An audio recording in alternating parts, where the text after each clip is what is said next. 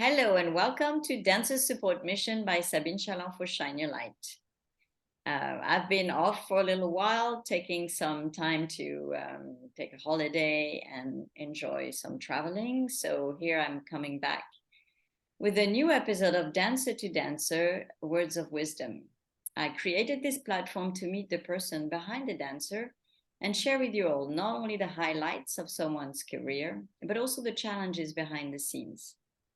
Truly, my wish is to bring healing into the dance world, dancing to heal, healing to dance, one artist at a time and one personal story at a time. I do believe that storytelling gives us an opportunity to learn from another person's experience, and it can shape, strengthen, or challenge our opinions and values.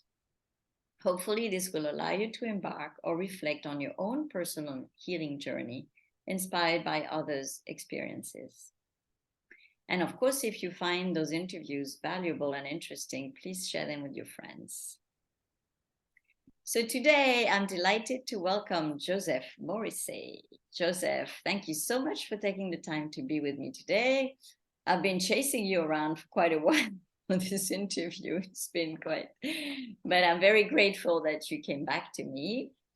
And so we met 20 years ago, right now. We can say that in 2001. 2001, yeah. And I had the privilege to dance one of your first pieces, right? You did a pas de deux for us. I sure did. Well, the privilege was mine, but thank you very much. I was pretty bold to ask a star dancer like you and your partner Gail at the time to dance. Yes, one of my first pieces, and that really meant a lot to me, and still does today. Thank you. Well, it was really fun to dance. And you were even there with us when we danced it in Orlando, right? So. Absolutely.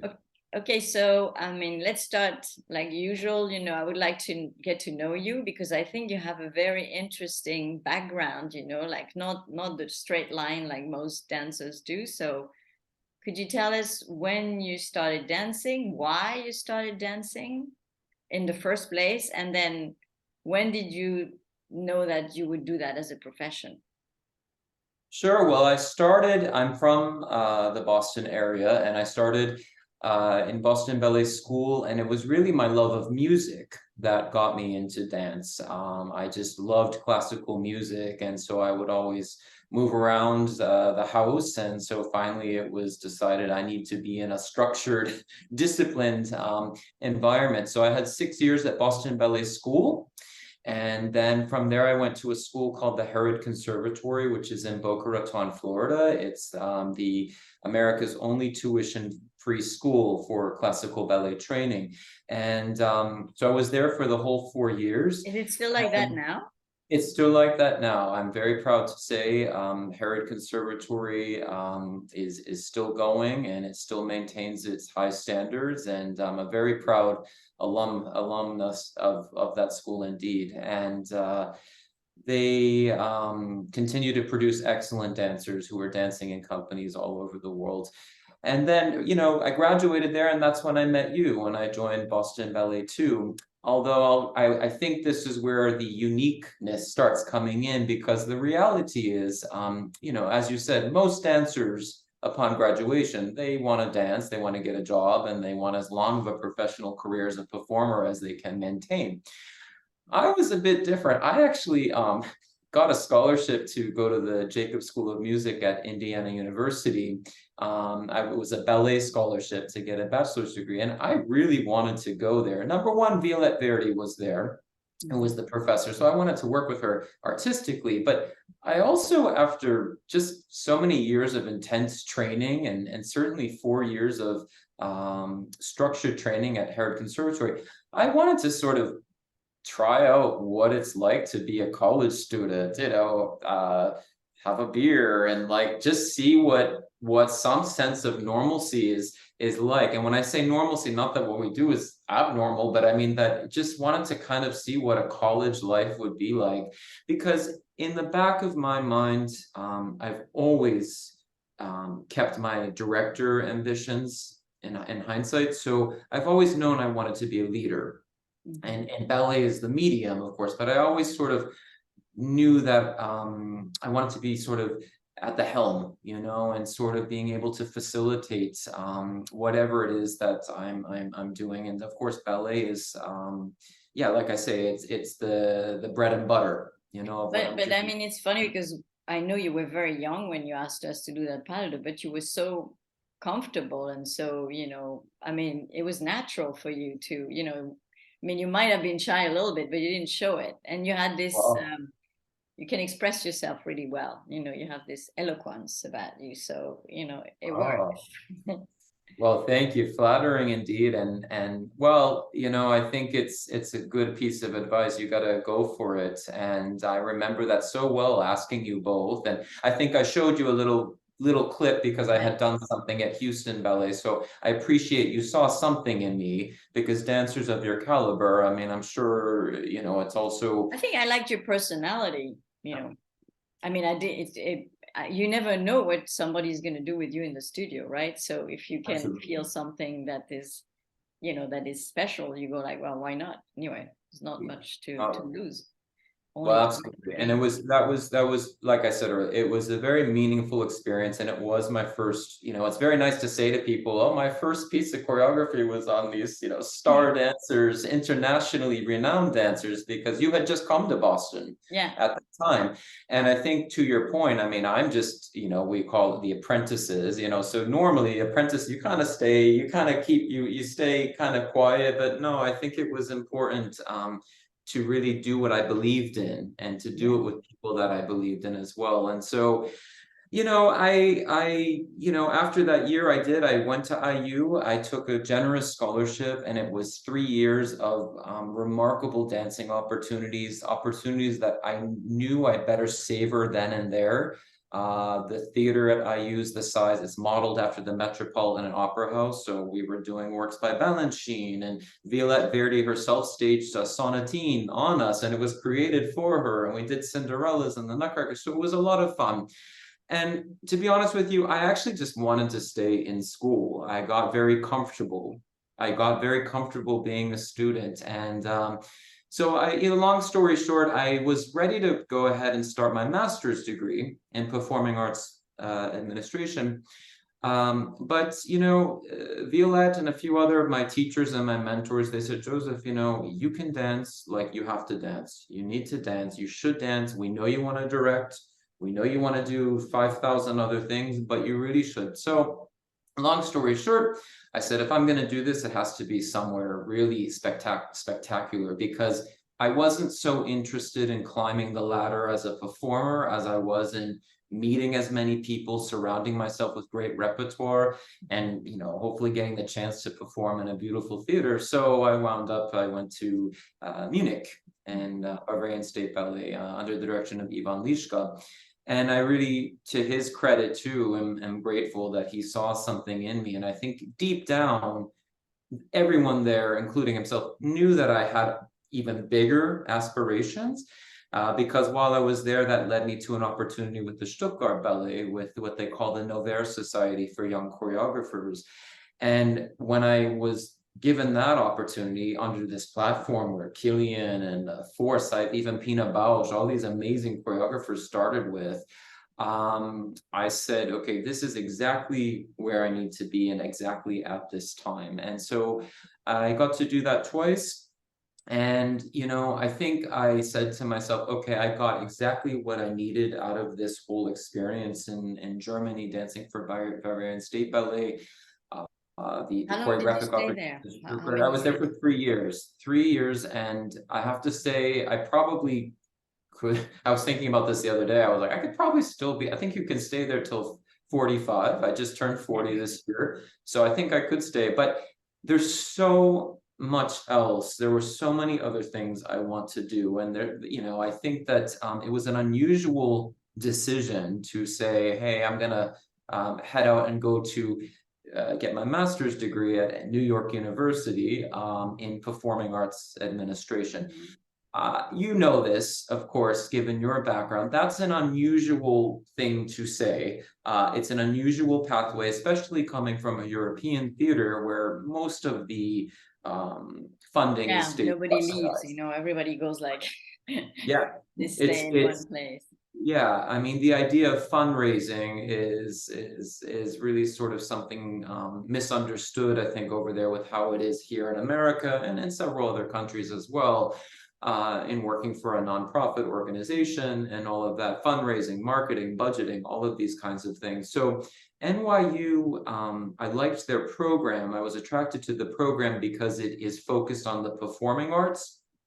There's several now, a lot of arts administration is becoming very popular, I have to say. But the focus really on the performing entity is slightly different than running an art gallery or, you know, running a library or a writing house or something like that, because there's a lot of, it's live and there's a lot of risk that goes to it. So I did that and you manage people. I mean, and you're managing people, yeah, left and right, personalities, people, whether it's the artists, or the audiences, whether it's your donors, whoever it is, you're absolutely right. It's managing people, and what a privilege that is when it's about something that you love and that is near and dear to your heart.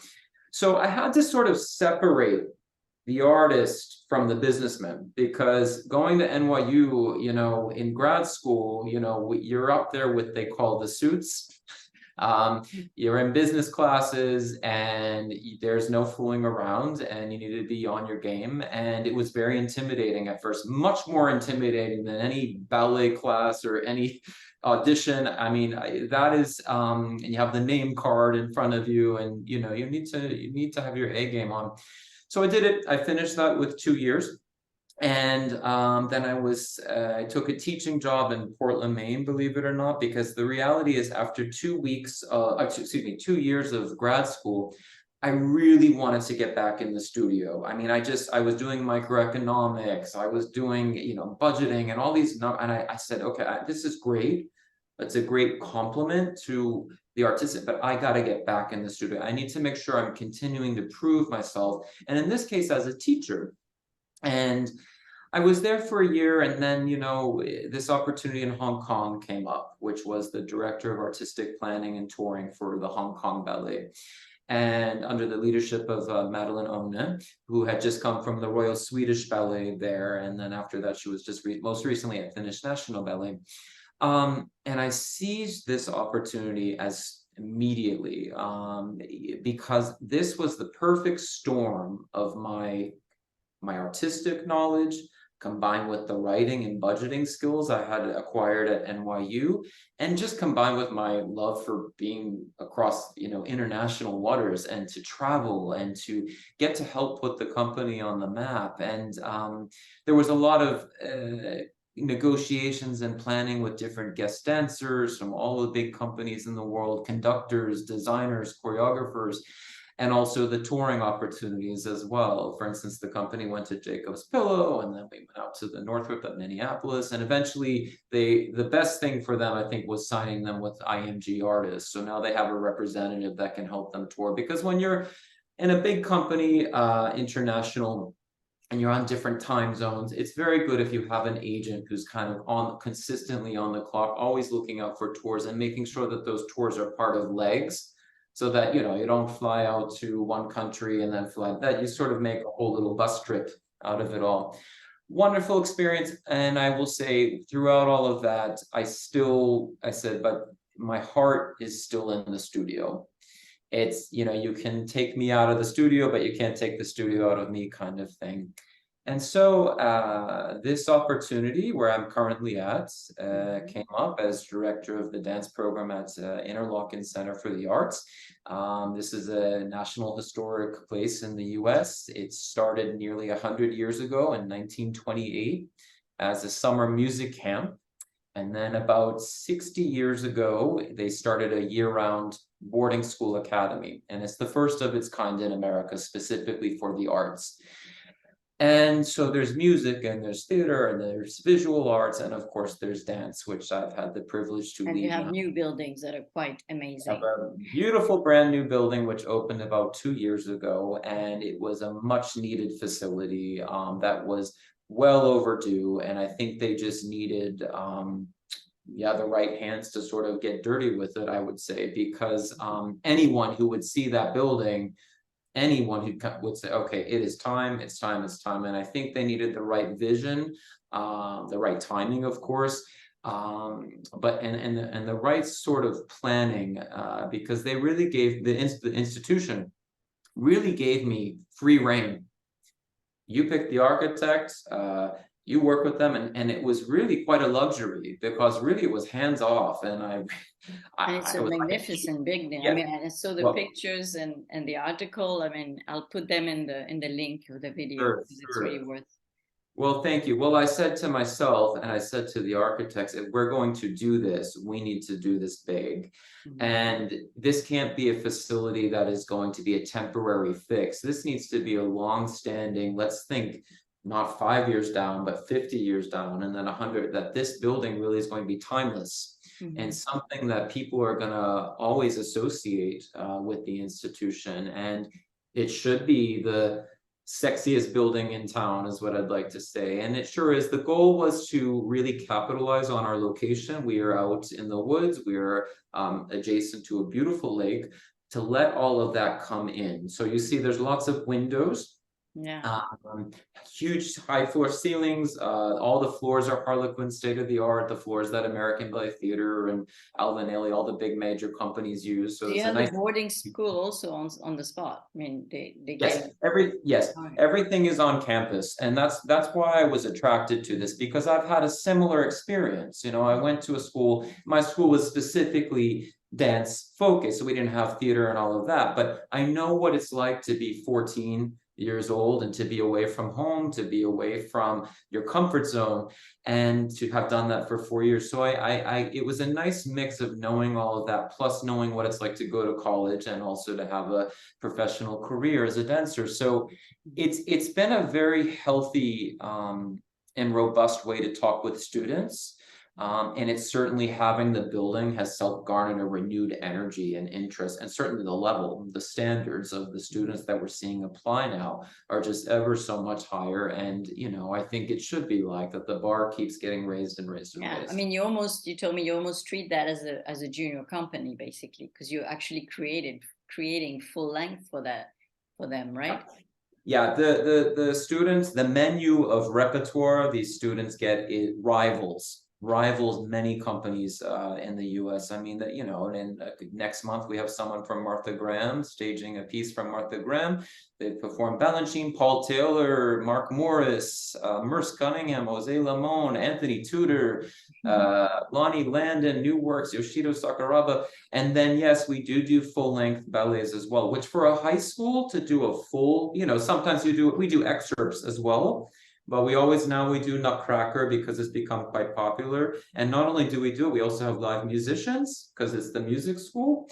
And then now the ballet's become so popular, they asked to do another. So we do 2 a year. So we'll do Nutcracker always. And then this year we will do the Sleeping Beauty. But I do it in a way that is tailor-made for these students. And quite frankly, I also think tailor-made for audiences of today. So the Sleeping Beauty, instead of 3 hours, it's an hour and a half. And I think that in many ways, even if this was a company, of course, maybe some things I change around and everything, but the dramaturgy, the pacing, I think is quite relevant for today's audiences, because, you know, I'm not the dance in, you know, the dancer in the audience is one thing, but it's really that audience member who's never been to the ballet before. And especially in the area that I'm at, you know, the ballet is probably not the first thing on people's checklist of things to do. There's a football game down the street or something like that. So it's very important to engage audiences who are not used to the ballet here. And then also it's a great platform, because I think for these students, I can also carefully create it to their strengths, because, you know, there's no point in me saying, okay, this is what the Bolshoi Ballet is doing, so we're gonna just put a video in and we do that. No. So tailor-made in a unique way that showcases their strengths, but also makes the pacing of the story go by nicely. Yeah. Nice. Yeah, we've had we do Nutcracker, and now in the repertoire also we have the Sleeping Beauty, we have a Swan Lake, and then we just did Cinderella this year, and then also a Romeo and Juliet. And Romeo and Juliet, a lot of people were surprised for high school. They said, oh, this is, but I have to say that was probably one of the most rewarding processes because of the acting and how to see these students come alive and in the death scenes, the comedy scenes, you know, getting married to someone you don't want to marry, like so many things. It really came out, and actually Cinderella, Romeo and Juliet and Cinderella are now available on, we say PBS, it's Public Broadcast Service of the US. Yeah, I saw that, but so we can't watch it from here, right?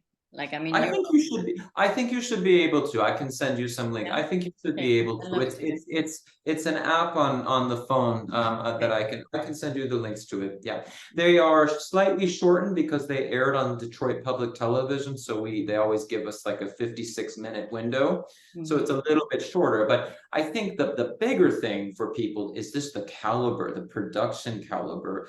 The costumes for Cinderella were built in Ukraine this year. Under candlelight sometimes because of the crisis going on over there. I have bought Boston Ballet's Swan Lake costume, so we have all of those. I have, you know, the students, they are quite spoiled, I will say, with the luxury costumes they get to wear. We've invested in a huge way to make beautiful scenery in the theater as well. So it's really quite spectacular, yeah, what they have offered there. Yeah, but you know, it's lucky, and it's hard work, because I think the when I first got here, it was not like that at all. There was really no scenery. The costumes were oh, we could say dated. It was definitely time for new things. So it's been a lot of hard work and a lot of just getting people to see the power of a well-produced ballet, and that a dance show actually can be a really enjoyable experience. And it's the same with the repertoire. The students, they needed exposure to the outside. You know, I think it's great. Sometimes we have works from within, from the faculty, from the teachers. That's very good as well. But it was very important that they are being exposed to masterpieces from the outside. Yeah. So there's something you said at the beginning that stayed in my mind. It's like you said you always, what attracted you was the music mainly. So why didn't you pick an instrument rather than picking your body Good up? question. You know, because apparently I have the hands and fingers. I've been told from my pianist friends. I think it's just that the blood was always, I was always moving, you know, and I think the way it was the expression of the music. Because I will tell you, my piano, I took a couple of years of piano, and I'm sure my teacher would tell you, like, I'm very good at harmony, melody, and all of that, but theory, it's like a science, you know, it's a math class, and so I don't want to think about my chord progressions and all of that I used to have to do, but there, without question, the feeling and the response to music, the melody and the harmony, that's what got me going. Because of course it's a response thing. I think the dance, it's response. And I will tell you something, as a dancer, even taking class, I would always look forward to who the pianist would be. Of course, the teacher, or not. Oh yeah, or not. Yeah. I mean, but the teacher, of course, very important, but I would always just be so excited if the pianist was a good one. And I really tried to establish a good relationship and rapport with pianist. And we have one here that he used to work in the music division, and then I kidnapped him, just because that is such an important element for me, but also for the students, to see that relationship. So we also started this year an internship, a one-year internship for aspiring musicians, specifically for ballet. And so it's a very specific work. It's exactly, like, exactly. And so they are mentored by our head of music, and they get to sometimes shadow the classes. Sometimes they will play rehearsals, and it's really been a wonderful platform, because I do think it's really important that students understand the relationship. I mean, it's the ultimate partnership, music and dance, I think. And then of course we've got the costumes and the scenery and all of that, but the music, it always comes first. It's always the first. Even when I'm doing even the Sleeping Beauty, for example, music, how do you arrange it? Because I do some things a little different, some things from the third act I put in the second, some things that are not usually done I've put in, but that's always the first thing. And I spend hours and hours with our head of music. I'm sure I drive him crazy, but that's the most, it's so important, music. And so I think it just was, there was an appreciation for piano, and I'm glad I was able to study it a bit just to have an even more found respect for what they do, the science of it all.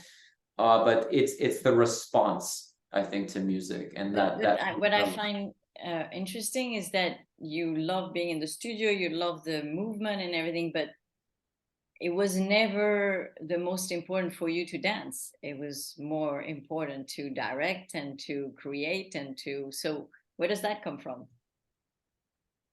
Since a baby, probably. I mean, always wanting to be in charge, and I remember one of my first teachers was giving me like a tour of one of the studios, and she opened up a closet door, and it was probably the size of my office or something, this teeny room, but it was filled with costumes all over the place, and like there was a chandelier hanging down, and I just said, okay, I want one of these. Like, I want a costume closet, and I want fake chandeliers and props and sets and everything. I think I was always into the creativity of things, so the ballet, of course, and then I used to build like Halloween time haunted houses, but it's all silly and funny, but it was all part of building of establishing myself as a leader in a way. And I think I like what the ballet did for me as a kid, as a kid just going to the theater. It wasn't, yes, I was impressed with the dancers. I was impressed with the jumps. That's a usual story for a dancer. Oh, I saw the turns, and I just wanted to do that. I was wowed by the spectacle, by the power of the spectacle. And I was, I'm remiss to say that I wasn't privileged growing up in Boston. So I had a company like Boston Ballet to grow up watching for 6 years. I mean, and doing these, at the time they were at the Wang Center, and to be in that theater, just even sitting there and you're looking around and you look at the ceiling, and I mean, it's somewhat modeled after the Paris Opera, and you're just wowed by being present there. And then the curtain goes up, and there was a ballet I saw as a kid, the Steadfast Tin Soldier. It's a Hans Christian Andersen. They did like a 3-in-1, and there was this big fish that came out and captured the soldier, on a sailboat. And I think I still to this day remember that moment and what that did for me, and how I just felt like I have such an escape. I have somewhere where I feel like I belong. And so it's nice to be able to do that for other people and to share that. But I do think it was important that I danced. I think it was important because it garnered respect from other people, but it also just respected myself, just saying, like, if you can do this and there's someone that's interested in you, seize the moment and the opportunity, and do what you need to do with it. Because I would have, if I had it my way, I would have had a company, I would have started directing at age 7, but I think I needed a little bit of practice, before that. Yeah, everything you did led you to do that. But I lost my question. Well, I mean, I think because this is a great question, and I appreciate the question very much, because it is an unusual departure from that, as someone who's performing, and I have the most respect, people who've had and a lot of dancers actually are so taken by their career and their role, on stage. It becomes like a clone part of them, and then you don't know who you are if you're not doing this. I mean, that's the problem of most dancers, really. So I always knew, I knew no matter how hard I would work in class as a dancer, I knew I had, just for me, myself, I had a bigger picture. I still do have a big picture in sight, that this was leading to, it was part of the pie. No, it was very clear, knowing you at 20, I don't know how old you were, like 19 or something, it was like, you had it, you know, you had it figured out, and you were gonna make it your own way, which is, I think, amazing. Well, thank you, and I appreciate that you saw that in me, and no, but it's not the easiest path, but I think it's also a very rewarding path, and because you are, it's kind of an anomaly. You're sort of a bit different. But I would say any teacher or any, like you, any colleague and friend who would have known me would say that it's always been about this leadership journey that I've been on. Yeah. So what would you say was the most challenging thing for you as a dancer, you know, young dancer, and then maybe as a professional? What would you say was the most challenging in this profession? Oh gosh, well, you know, I think that it's a very different, when you're in school versus joining a company, you in the school, you get so used to, you're dancing a lot and you're getting a lot of attention and you're getting training and coaching. And then, you know, I say this to my students as well, then reality hits. You get into a company and you're with, you know, 70, 80 other dancers, and you're back down at the beginning again, and you need to sort of pay your dues in a way. And I think it's easy to get lost in sort of the how to say, the potential loneliness of that, because you are really on your own. And I mean, I'll just say in Boston, I'm actually from not too far away from Boston, in a suburb. So I had that advantage, and I was in the school there as well before I went to Herod. So I had somewhat of a familiarity, but even with that, and you know, that year in particular, I mean, we had 9/11 that kicked it off. So to just start and that was like my second week of, so, to really just understand that you got to go into a company really with a tough skin on, and be ready for things that might not happen in a school. And you know, suddenly in school, you're so used to the structure. You wear your uniform, you know, there might be some exam, but you're pretty structured day. And sometimes you get to the company and you might have a class, and then that's it for your day. So I think managing the reality of what it is to be a professional, it's a true honor. And of course, any professional, any dancer that is getting paid for what they love to do is respectable. And it's quite an honor, especially this day and age. But I think I always try to warn my students that make sure what you're getting now, here and now, that you are soaking it in and embracing it. I had the lovely young dancer I had who danced Juliet in Romeo and Juliet. She's a wonderful dancer. So we just assume she's going to go to some company, even maybe a second company, something in a professional atmosphere. And she said, actually, I'm going to go to school. I want to be a pediatrician. I want to be a doctor. And she said something so moving to me. She said, Joseph, I feel like I just had a career. You know, I feel like I just had a mini career. You know, when else will I do Juliet? And it really meant a lot to me, of course, because it said she really knows what this means. And I think when you get to the company, it's very easy to get into this sort of culture of indignation, and that there's sort of dissatisfaction, and you have to kind of weave out the negativity and the hearsay, and sort of this is why I keep the bigger picture at focus. Why are you doing that? I knew at BB2 I was going to do that for a second. I knew in Munich I would be there. Actually, honestly, I think I said I'll do it for a year, 2 years, and then 3 years. And I think you know, to really think about what is this experience doing for the bigger picture of ultimately whatever you want to do. I happen to want to stay in this world in another capacity than as a performer. But I think it's just important to really kind of stay positive and stay focused, and try to make sure that as best you can as a professional, still remember what brought you into this field in the first place. So in Boston, who's the pianist playing for class? Who's the teacher? I remember I would always get excited when Bergenoy would teach, you know, like just knowing, taking those small moments, and that's why you were here. Munich, I mean, there's so many big picture reasons why I was there. So I didn't, even if there was a disappointment, it was rare that would get to me, because it was just this amazing theater with these amazing dancers every day. mean, Jiri Kylian would be in there creating a work, or John Neumeier's coming in town the next day. So there was always something exciting. So try to take and embrace the big picture of those things. So basically you're answering one question, you're answering two questions at the same time, because my next question would be, you know, if you had one advice for a young dancer today, what would that be?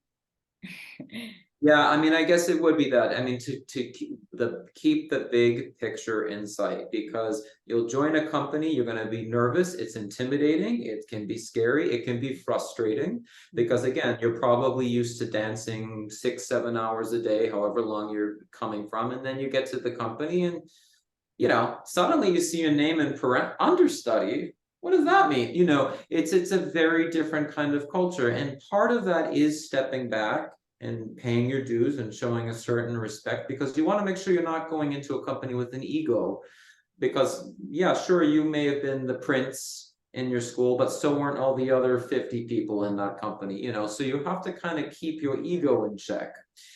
And at the same time, really do that, because you know it's a good one for a dancer. Well, you know, in my case, again, I think I just kept thinking of the long game of all of this. So to be honest, I mean, I maybe I'm not the best example, because I always said, well, that's at maybe in this week, that's like, oh my God, this is a disaster. But long game, it's not going to really matter, because no one's actually going to look at your resume and say, okay, on, you know, September 5th, you were cast in this, and September 12th, you were on that. They're looking at the big picture experience of everything. It's every role, every setback, even every injury, whatever it is, all of this, what is the big, the final combined sort of person and experience of all of that coming together. And it's really an exercise in resilience, you know, and how are you going to allow this setback to sort of open up doors for another opportunity that's going to be much more important and valuable to the ultimate career that you wish to have. I think dancers need to, especially now, post-pandemic, yeah, I think they sort of have to think a bit beyond the, I mean, while you're performing, of course, you're focused on that, and you're focused on, if you're Princess Aurora and the Sleeping Beauty, you're probably focused on, of course. But you do, it's probably a good idea to also think down the line. Maybe you're interested in teaching, and maybe you're interested in costume design, or maybe you're interested in opening up a bar and a restaurant. Whatever it is, to keep that in check. I just think, because what happened with the pandemic, we just saw how fragile and how vulnerable the arts can be to something like that. All professions, basically. It's all professions, yeah. The arts are, suffered. I mean, with dance, especially, out of everything. I mean, think I was teaching from my kitchen for 6 months, you know, making lunch and scrambling eggs, and also doing pliés and tendus. And so it's, you know, hopefully that was a one and done kind of situation. But it might not be a bad idea to also keep some other things in check, and they could be related to dance, or they could be totally separate from dance as well. Open your horizons. Exactly, broaden your horizons. And I will say, though, while you are working in a company, work, you know, show up to do, you know, you want to make sure that you are present. It's easy to fall backward. It's easy to start skipping class. It's easy to think, oh, they don't see me, they don't care. Well, yeah, if you stop coming to class and you start sitting down in rehearsal, and you're putting your headphones on, you're sort of looking disengaged, then yeah, of course, they're going to start, they will stop noticing you. So always be present, be in the moment, be seen. Okay, great advice. Okay, Joseph, I think we're getting to the end of our little interview. Thank you so much for your time and for your beautiful words and your experience that you shared with us, because I think it's pretty unusual for a dancer to have done so many things, you know, at such a young age. So I think it's really wonderful to share that with young people who might, you know, see you as an example. Oh, well, thank you, Sabine. That's an honor for me to hear that from you, and honor to talk with you, and lovely dancer. And I'm so happy that we're connected, and I really do, that piece with you and Gail meant so much to me, and I just appreciate your support of this journey I continue to embark upon. So thank you. Thank you.